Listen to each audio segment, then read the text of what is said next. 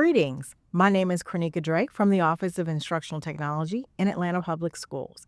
And today I will be sharing with you the steps for getting started with Microsoft Reading Progress. Let's get started.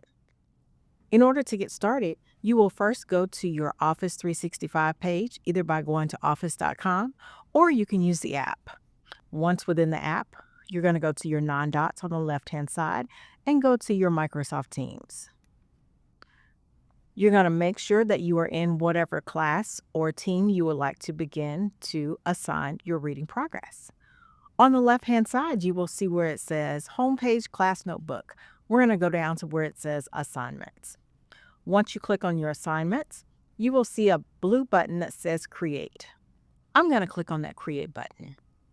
You'll see where it says New Assignment, New Quiz, as well as Learning Accelerators. When you go to Learning Accelerators, you will see some of the new features that are within Microsoft. You have Reading Progress, Search Progress, Math Progress, as well as Speaker Progress. We'll talk a little bit more about the other progresses, but we're going to start with Reading Progress. When I click on the Reading Progress tool, you'll see 3 different options. First, you're able to import a Word or PDF document if you have your own passage. You can generate your reading passage based on whatever content you're working on, or you can look at the sample library. I'm going to generate a reading passage based on a specific topic. I'm going to go down to Geography. I'm going to change where it says the age, and I'm going to do an 11-year-old. You can change the length of words. I'm going to keep it at 100 to 200, and I'm going to keep the language.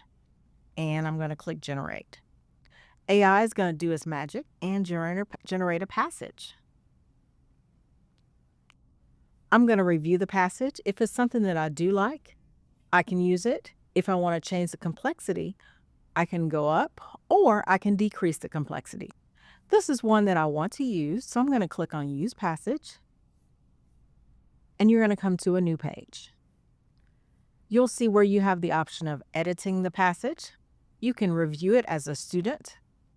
On the right-hand side, you'll see where you can enter your reading level, your genre, if you want an unlimited attempts, or you can have them change it to only 1. You can set a time limit. Your pronunciation is usually set at default. You can turn on your reading coach, as well as a new feature is you can add comprehension questions. We usually require the video so that we can see what the student is doing. I'm going to click on the next button. And you'll see many times that you're working in Microsoft, you may have tips pop up, but I'm going to click Maybe Later. I'm going to add my title. So this is reading. I'm going to put a date on it.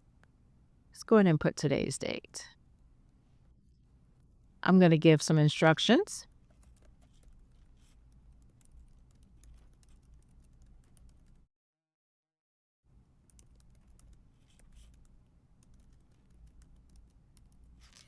I can use AI to add more detail.